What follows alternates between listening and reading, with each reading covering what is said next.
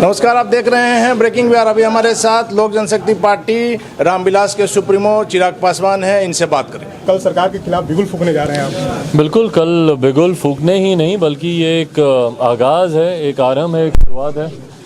एक लंबी लड़ाई अभी आगे लड़नी है मौजूदा मुख्यमंत्री नीतीश कुमार जी की कुनीतियों के खिलाफ।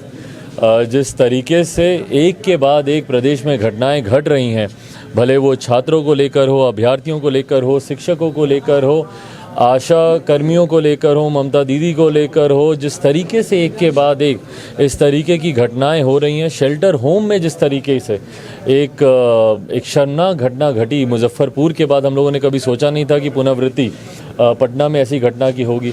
तो इन तमाम चीज़ों को लेकर जिस तरीके से राज्य सरकार का रवैया रहा है, उसके खिलाफ कल हम लोग बिहार बचाओ मार्च, इससे पहले हमारे नेता आदरणीय रामविलास पासवान जी भी 2 बार बिहार बचाओ यात्रा पर वो निकल चुके हैं। मौजूदा नीतीश सरकार के खिलाफ ही उन्होंने ये यात्रा की थी।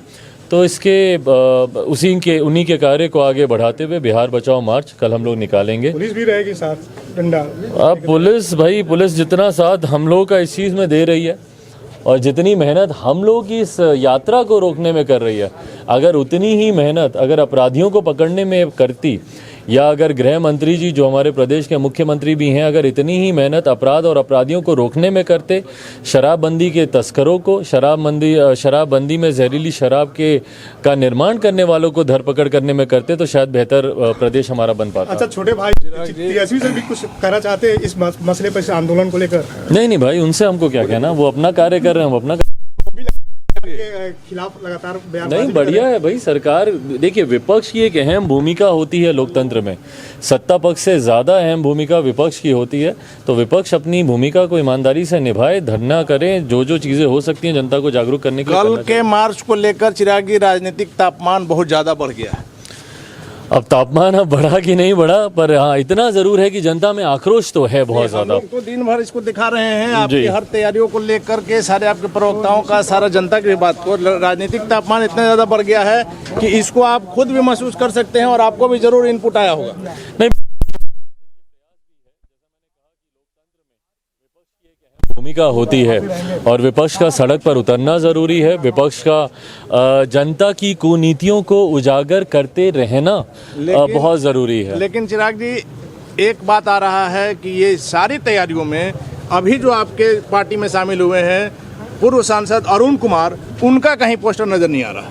देखिए, खैर वो पोस्टर अब किसका दिख रहा है नहीं दिख रहा है वो अलग बात है, बट मेहनत कौन कर रहा है, कितनी कर रहा है, वो ज़्यादा ज़रूरी है। तो जिस तरीके से अरुण जी ने जिस तरीके से इसको पूरा इसका नेतृत्व कर रहे हैं, ये मार्च बढ़िया हो, सफल हो, उसकी तैयारियों में मजबूती से सफल तो हो चुका है चिराग जी, अब बस कल उसका दिखना बाकी है। बस नहीं, उम्मीद करते थे कि सफल मार्च में भीड़ भाड़ से मैं इसको सफल नहीं मानूंगा।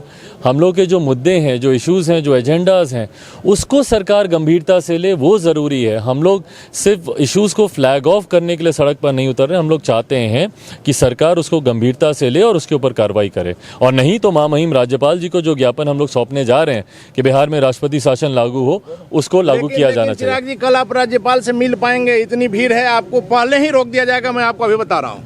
अब वो तो अब सरकार का कर्तव्य है, सरकार अपना काम करे, हम अपना काम करेंगे। आप भी समझ रहे हैं, आपने जिस स्तर से तैयारियां की है उसको लेकर आप डाकबंगला क्रॉस करने वाले नहीं है। हाँ, तो सरकार अब अपना काम करे, रोके भाई। अगर हम लोग जायज़ बातों को भी रोके, सरकार का तो काम ही यही है। जिस तरीके से छात्रों के ऊपर ये सरकार लाठियां चलाती है, जिस तरीके से अपनी जायज़ मांगों को लेकर आरआरबी, एनटीपीसी के छात्र केंद्र सरकार से अपनी मांग को रखने गए और वहां पर लाठियां कौन चला रहा है? स्थानीय पुलिस, नीतीश जी की सरकार। क्यों भैया?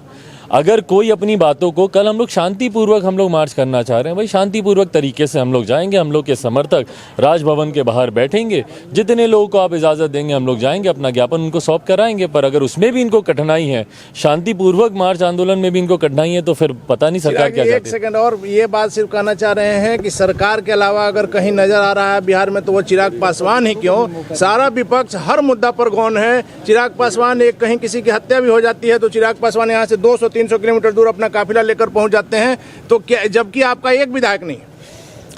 अब वही मैंने बोला कि मैं अपनी भूमिका निभा रहा हूँ, विपक्ष के बाकी लोग अपनी भूमिका। देखिए, मैं इस बात का इंतजार तो नहीं कर सकता कि विपक्ष सब एक मंच पर आए, उस मंच को हम लोग सजाएं और उसके बाद मैं कोई ऐसा कार्यक्रम करूं। मुझे खुशी है इस बात की कि आज लोगों में इस बात का विश्वास है कि सबसे पहली अगर कहीं पे कोई घटना घटती है तो पहला व्यक्ति या पहली पार्टी जो उनके दुख में शामिल होती है वो लोग। जी, बस यही मुझे इस बात की संतुष्टि है। चलिए, धन्यवाद। तो ये थे हमारे साथ चिराग पासवान जी। तो आपने सुना कल के मार्च को लेकर चिराग पासवान कितने ज्यादा खुश हैं, कितनी ज्यादा आशा है, और इनको भी कल के मार्च को लेकर के अनुमान है कि कई हजार की संख्या में लोग जुटेंगे। आप देख रहे हैं ब्रेकिंग बिहार, खबरों का सिलसिला जारी। आप बने रहें ब्रेकिंग बिहार के साथ।